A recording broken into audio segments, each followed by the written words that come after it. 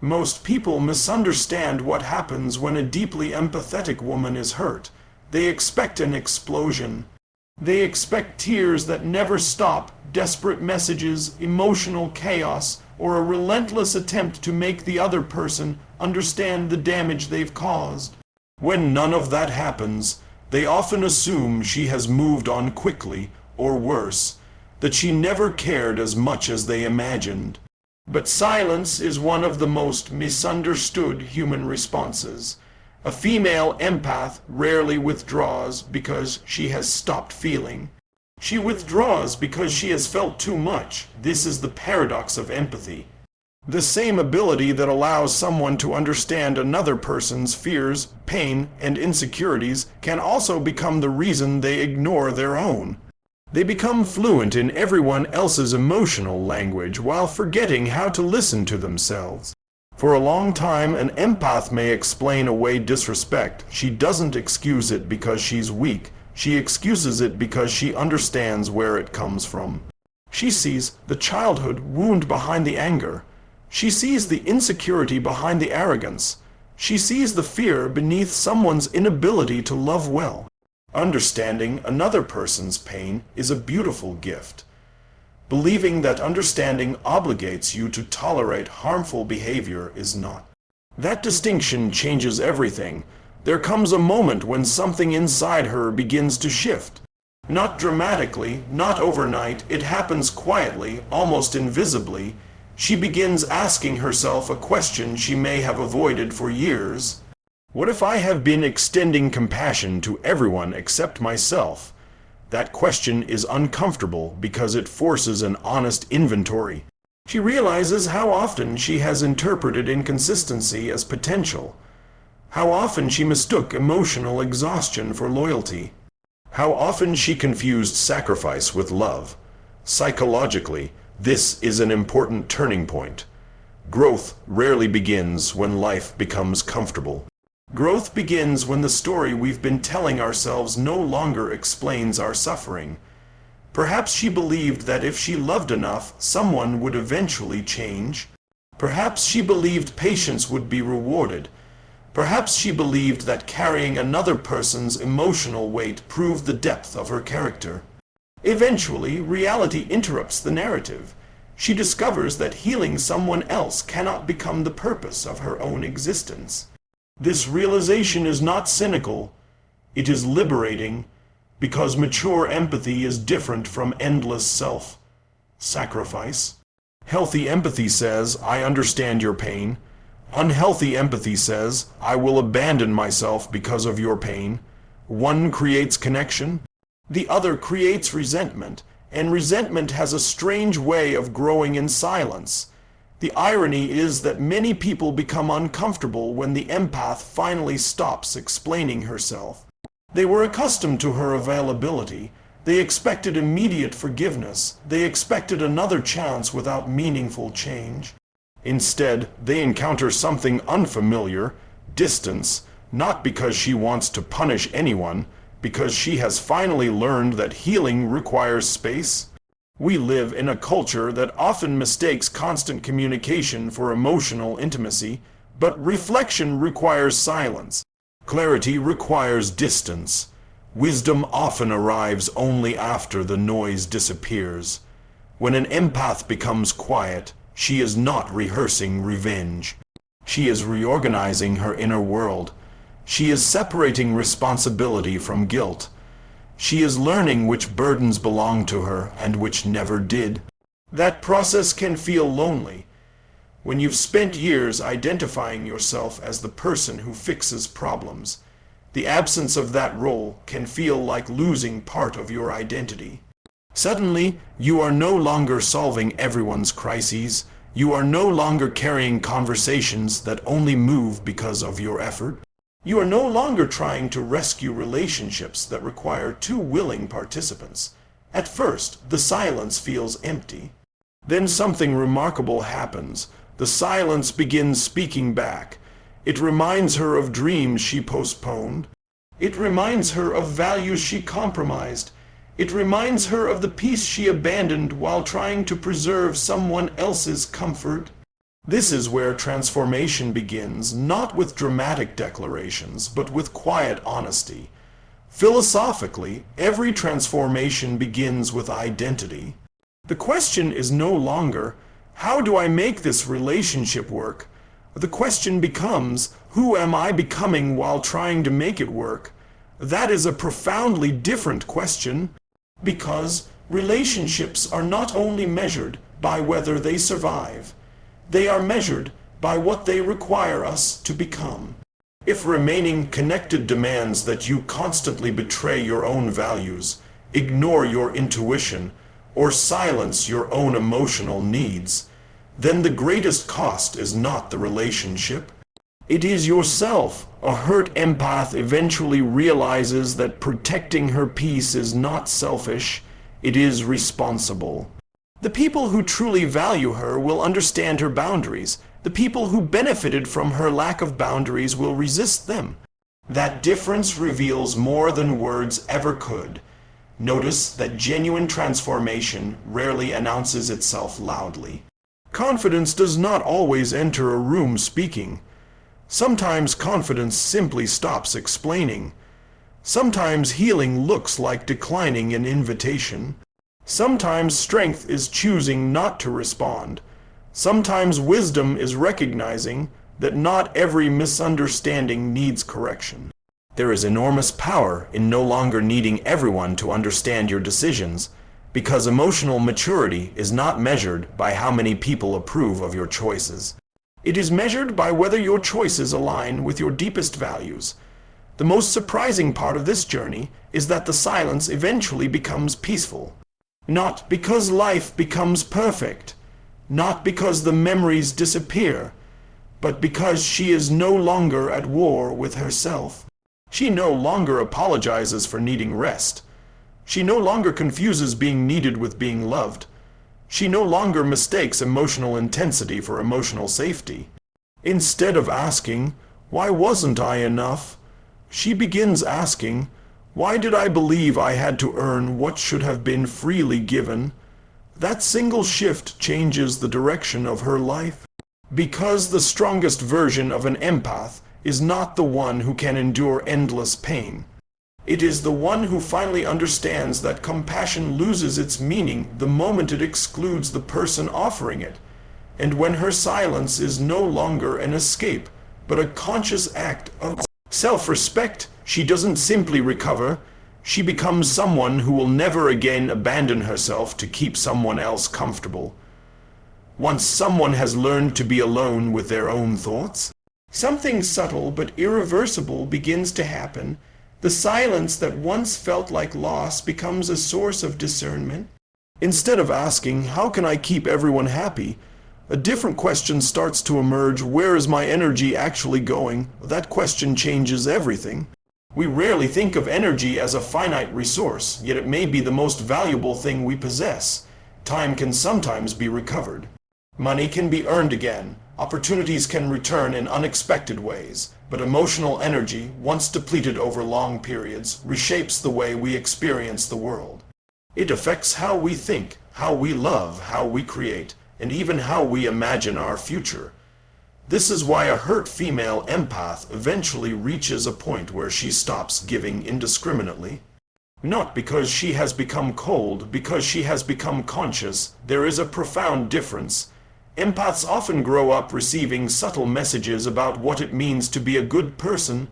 Be understanding, be patient, be forgiving, be available. Think of others before yourself. These are admirable values, but when they are practiced without balance, they quietly become invitations for emotional exploitation. The problem is not kindness. The problem is kindness without boundaries. Psychologically, people adapt to what is consistently available. If someone is always there to absorb conflict, solve problems, offer reassurance, or carry emotional burdens, others often stop asking whether that role is fair. They simply begin to expect it. Expectation slowly replaces appreciation. That transition is dangerous because what was once received as a gift becomes treated as an obligation. An empath may not notice this at first. She keeps giving because giving has become part of her identity. She believes love is demonstrated through consistency, through sacrifice, through showing up regardless of how exhausted she feels. But eventually, exhaustion begins asking questions that generosity ignored. Why am I always the one reaching out? Why do I leave every conversation feeling emotionally drained? Why do I know everything about everyone else's struggles while no one notices mine? These questions are not signs of selfishness. They are signs of awakening, because reciprocity is one of the healthiest foundations of any meaningful relationship. It does not mean everything must be perfectly equal. Human relationships naturally move through seasons. Sometimes one person gives more because the other genuinely needs support, but seasons are not supposed to become permanent climates. If one person is always rescuing while the other is always receiving, something essential has been lost. Mutuality, this is where philosophy offers an important insight. Love without freedom becomes obligation. Generosity without choice becomes resentment. And relationships sustained by guilt eventually collapse under the weight of unspoken expectations. A healed empath begins recognizing that love should expand both people, not slowly diminish one of them. This realization often surprises those around her. People who were accustomed to unlimited access suddenly discover that access now has conditions. She no longer answers every call immediately. She no longer interrupts her own peace to manage someone else's chaos. She no longer explains the same boundary over and over, hoping that repeated explanations will finally create respect. Instead, she understands something deeply important. Boundaries are not requests for permission. They are expressions of self-respect. Many people misunderstand boundaries because they hear rejection where there is actually clarity. A boundary does not say, "You are a bad person." It says, "This behavior is no longer welcome in my life." That distinction matters. Healthy boundaries are not walls designed to keep everyone out. They are doors that allow healthy people in while preventing repeated harm. There is wisdom in recognizing that access to your emotional world is a privilege, not an entitlement. This is especially difficult for empaths because saying no often activates guilt. They worry they are disappointing someone. They fear being misunderstood.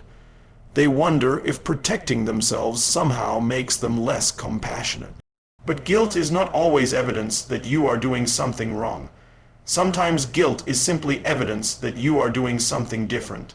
Growth often feels uncomfortable precisely because it interrupts familiar patterns. The people who genuinely love you may need time to adjust. The people who depended on your lack of limits will often resist immediately. That resistance becomes revealing.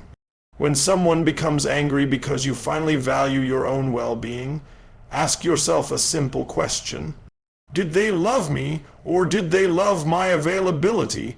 Those are not the same thing. Availability can be useful. Presence is relational. Love is respectful. A mature empath learns to distinguish between being needed and being valued. Being needed can create dependency. Being valued creates mutual respect. One keeps people emotionally attached. The other allows both people to grow. This shift also changes the way she sees forgiveness. For many years, she may have believed forgiveness required restoring every relationship. Now she understands something more nuanced. Forgiveness can exist without renewed access. You can release resentment without reopening doors that repeatedly led to pain. That is not bitterness. It is wisdom shaped by experience. Psychologically, repeated patterns matter more than isolated events. Anyone can make a mistake. Everyone has moments of weakness, but consistent behavior reveals priorities more clearly than beautiful apologies ever will. A healed empath stops listening only to promises. She begins observing patterns. She pays attention to whether words are followed by action. whether accountability replaces excuses, whether respect appears consistently, not occasionally, because trust is not rebuilt through intention alone. It is rebuilt through repeated evidence, and perhaps this is one of the greatest changes that surprises people. She stops trying to convince others of her value. There is remarkable freedom in that. She no longer argues to be understood by those committed to misunderstanding her. She no longer performs emotional labor for people unwilling to examine themselves. She no longer shrinks her standards simply to avoid being alone. Instead, she accepts one of life's quieter truths. Not every relationship is meant to continue forever. Some people enter our lives to teach us what love feels like.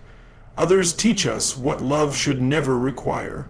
Both lessons are valuable. As she protects her energy, something unexpected happens. She has more patience for the people who truly matter. More creativity, more peace, more emotional presence. Because energy that is no longer wasted becomes available for purpose. The world often tells us that generosity means giving until there is nothing left. Real wisdom suggests something different. Give from your abundance, not from your depletion, because when you continually empty yourself to keep others full, eventually everyone loses, including you. The woman who once believed her worth depended on how much she could carry finally understands that her value has never been measured by her capacity to endure exhaustion. It has always been measured by the quiet courage to honor her own humanity with the same compassion she has so freely offered everyone else. When a woman has spent enough time healing instead of reacting, something remarkable begins to emerge. It is not a new personality. It is not a performance. It is the version of herself that had been buried beneath years of overextending, over-explaining, and over-identifying with other people's needs. People often describe this transformation by saying she changed, but that description is rarely accurate. The truth is, she stopped adapting herself to environments that required her to become smaller than she really was. There is a significant psychological difference between change and revelation. Change suggests becoming someone else. Revelation means uncovering who you were before fear, disappointment, and unhealthy relationships convinced you otherwise. This is why her return surprises people. They expected someone who would remain broken. Instead, they meet someone who has become deeply acquainted with herself. And there is extraordinary confidence in self-knowledge, not the loud confidence that demands attention, not the confidence that seeks validation through constant achievement, a quieter confidence, the kind that no longer depends on external approval, because it has been built through difficult conversations with one's own soul. This kind of strength cannot be borrowed, it cannot be purchased, it cannot be performed, it is earned. Pain has a curious relationship with identity. Left unattended, pain can become bitterness, but examined honestly, pain becomes wisdom. The difference lies not in what happened to us, but in what we allow the experience to teach us. Many people spend years trying to erase painful chapters from their lives. A healed empath does something different. She integrates them. She no longer views her past as evidence that she was foolish. She sees it as evidence that she was willing to love deeply before she fully understood where love should begin. With herself, that realization changes every future relationship. She no longer mistakes chemistry for compatibility. She understands that emotional intensity is not always emotional intimacy. Some relationships feel powerful simply because they awaken unresolved wounds. Familiar pain often disguises itself as passion. This is one of the greatest psychological illusions. We are sometimes drawn not toward what is healthy, but toward what feels familiar. The healed empath begins questioning familiarity. She asks whether peace has become more attractive than unpredictability, whether consistency matters more than excitement, whether emotional safety is actually more transformative than emotional drama. These questions reshape her decisions. She no longer enters relationships hoping to rescue potential. She becomes interested in reality, not who someone promises they will become, who they consistently choose to be. This shift often confuses people who knew the earlier version of her. They remember someone who always gave another chance, someone who tolerated behavior she should never have accepted, someone who explained away disrespect because she wanted to believe in people's better nature. Now they encounter someone different. She listens carefully, she observes patiently, she responds thoughtfully, but she leaves quickly when patterns reveal themselves. Not because she fears intimacy, because she respects clarity. The greatest surprise is that she no longer needs to win every misunderstanding. There is immense emotional freedom in releasing the need to convince people of your intentions. Not everyone will understand your boundaries. Not everyone will agree with your decisions. Not everyone will recognize your growth, and none of those realities invalidate your transformation. Maturity involves accepting that being misunderstood is sometimes the price of becoming authentic. This is where philosophy offers another important insight. Freedom is not the absence of responsibility. Freedom is the ability to choose your responsibilities consciously. The healed empath still loves deeply. She still cares profoundly. She still notices the emotions that others overlook. Those qualities never disappear. What disappears is the belief that love requires self-erasure. She has learned that compassion without discernment eventually becomes self-neglect. Discernment, however, allows compassion to remain generous without becoming destructive. This makes her extraordinarily difficult to manipulate. Manipulation depends on predictability. It depends on knowing which guilt will make someone stay, which fear will make someone apologize unnecessarily, which insecurity will make someone accept less than they deserve. The healed empath quietly removes herself from that system. She recognizes emotional manipulation, not because she has become suspicious of everyone, but because she has become honest with herself. She notices when affection appears only after distance, when promises arrive only after consequences. When apologies seek relief instead of accountability, these patterns no longer confuse her. She understands that genuine change announces itself through behavior, not through beautifully constructed explanations.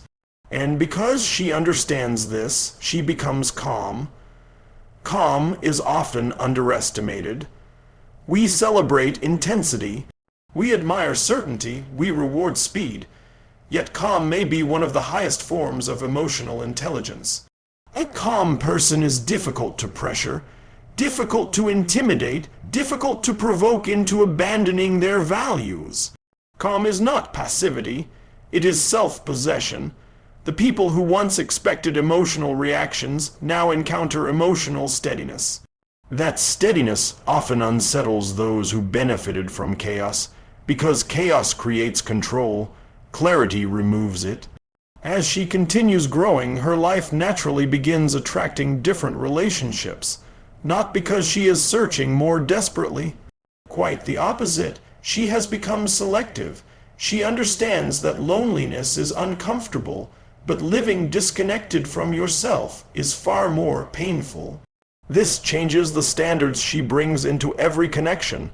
She seeks curiosity instead of certainty, accountability instead of perfection, consistency instead of intensity, mutual respect instead of emotional dependency. She no longer asks whether someone needs her. She asks whether they know how to respect another human being, whether they can tolerate honesty, whether they are capable of repairing conflict instead of avoiding it, whether they bring peace instead of confusion. These questions protect not only her heart but also her future.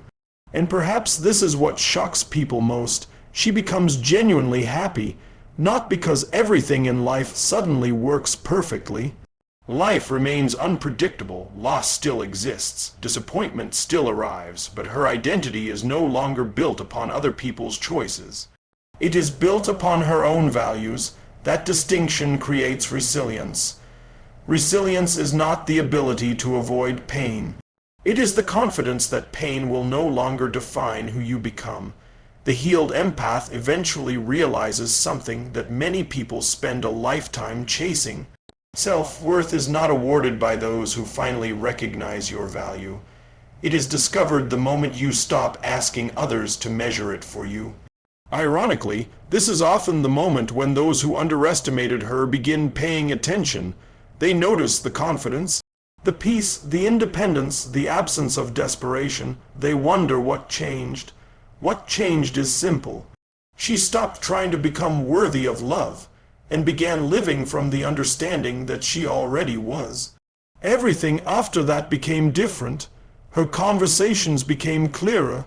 Her choices became wiser. Her relationships became healthier. Her silence became intentional. Her presence became powerful. And the woman who once exhausted herself trying to be everything for everyone finally discovered that her greatest strength was never her ability to carry the weight of the world. It was her willingness to finally put that weight down, because in the end, the most extraordinary transformation is not becoming someone the world cannot ignore.